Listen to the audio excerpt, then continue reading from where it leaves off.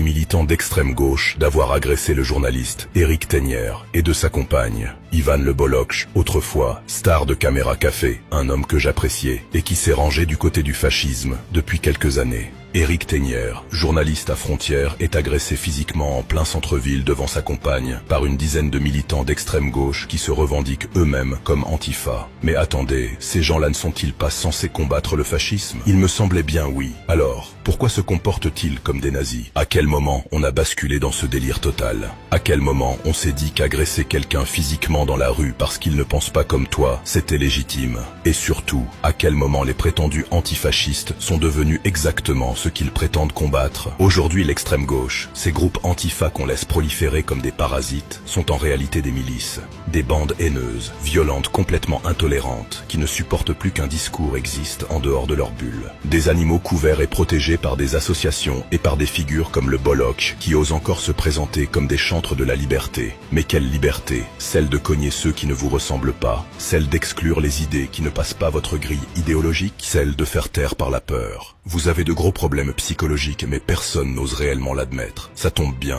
je suis là pour ça. Darkness à votre service. C'est ça votre tolérance, c'est ça votre lutte contre la haine. Balancer de la bière à la gueule d'un mec en plein centre-ville, l'attraper au col et menacer sa compagne et lui dire que vous savez où elle habite, que vous allez les faire dégager. C'est ça votre antifascisme. La gauche radicale est en train de pourrir la rue, de contaminer les débats, d'installer une logique de terreur molle. Et si tu la dénonces, tu deviens automatiquement un fasciste. Le mot magique qui leur permet de tout justifier car ils n'ont pas suffisamment de vocabulaire pour oser dire autre chose. Ce ne sont pas les idées d'Éric Tegnière qu'il faut juger ici. C'est le fait qu'un journaliste, en France, en 2025, ne puisse plus marcher dans une rue sans risquer de se faire tabasser par des militants politiques. L'ombre de 1945 flotte au-dessus de l'extrême gauche. Le fascisme aujourd'hui ne vient pas de là où on nous l'annonce. Il n'a plus de bottes, il n'a plus de brassard, il n'a plus besoin de slogans extrêmes. Il a juste besoin d'un prétexte.